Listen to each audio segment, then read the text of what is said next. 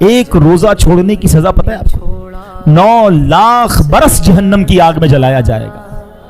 مگر آج دوست نہیں رکھ رہا تو میں بھی نہیں رکھ رہا. گناہ سے خوف نہ کرنا عادت بن گئی ہے کچھ لوگوں کی. یار 4-5 دوستیں مل کے نہیں رکھیں گے روزہ کیا ہو جائے گا؟ استغفر اللہ. یہ رب کے غضب کو دعوت دینے والی بات. اور یہاں ایک اور بات سمجھنے والی ہے. دیکھیں ہر چیز کی نا ایک ویلیو ہوتی ہے.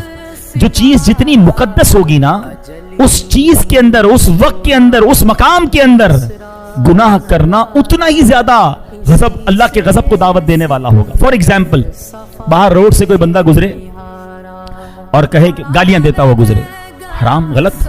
مگر وہی بندہ مسجد میں آ کر بھی گالی دے گا تو آپ کیا کریں گے؟ اس کو پکڑ لیں گے. یار خدا کا خوف کرو. مسجد میں باہر کوئی میوزک بجائے، غلط.